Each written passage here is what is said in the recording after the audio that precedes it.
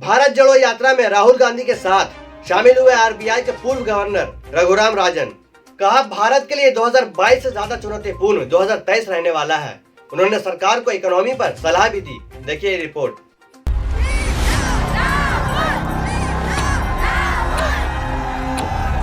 राहुल गांधी की भारत जोड़ो यात्रा में हर रोज नए मेहमान शामिल रहे हैं। 16 दिसंबर को यात्रा के 100 दिन पूरे हो जाएंगे। बुधवार को सवाई माधोपुर में इस यात्रा में रिजर्व बैंक के पूर्व गवर्नर रघुराम राजन शामिल हुए थे। यात्रा के बाद रघुराम राजन और राहुल गांधी ने कई मुद्दों पर बातचीत की। पूर्व आरबीआई गवर्नर ने कहा कि भारत के लिए 2023 ज्यादा चुनौतीपूर्ण होने वाला है। उन्होंने कहा कि इस साल भी युद्ध और अन्य कारणों की वजह से दुनिया आर्थिक रूप से परेशान रही है, लेकिन अगला साल और भी मुश्किलों भरा होने वाला है।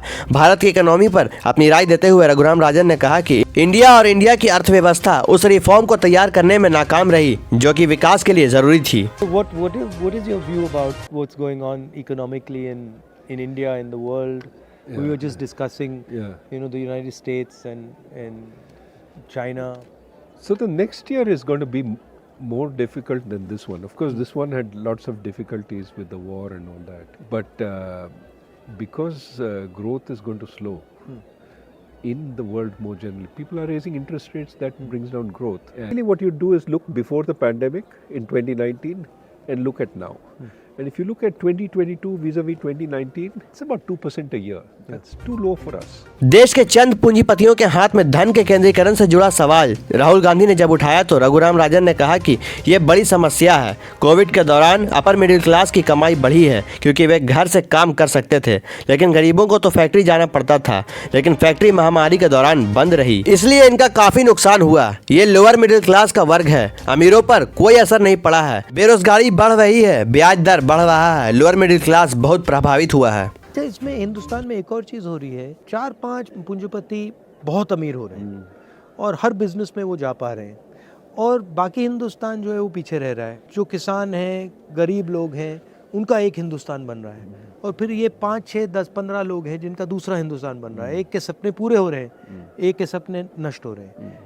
तो ये इनइक्वालिटी जो बढ़ रही है, इसके बारे में हमें क्या करना चाहिए? ये तो बहुत बड़ी प्रॉब्लम है। सिर्फ वो इंडस्ट्रियलिस्ट के बारे में नहीं है, ये जो अपर मिडिल क्लास है उनका तो आय बढ़ गया है पैंडेमिक में, क्योंकि वो घर से काम कर सकते थे और जो गरीब लोग हैं उनको फैक्ट्री में जाना पड़ता था और फैक्ट्री बंद हो गई तो मासिक आय नहीं आई उनको।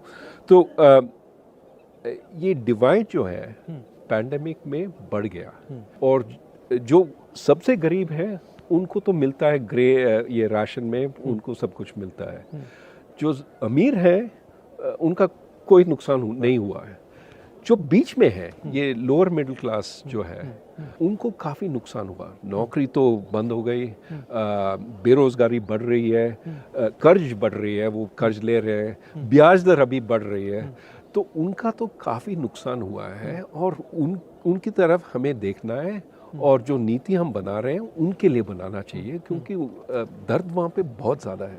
और ये भी है कि आप जो कह रहे हैं कंसंट्रेशन हो रहा है ये जो इंडस्ट्रियलिस्ट का, उसको भी देखना है। हम कैपिटलिज्म के अगेंस्ट नहीं हो सकते हैं, लेकिन कंपटीशन के लिए हमें लड़ना है। मतलब मोनोपोली के खिलाफ हो सकते हैं। मोनोपोली के खिलाफ हो सकते हैं, लेकिन कैपिटलिज्म तो ये जो छोटे बिजनेसेस हैं वो भी अच्छे हैं देश के लिए, बड़े बिजनेस भी अच्छे हैं, लेकिन मोनोपोली अच्छा नहीं।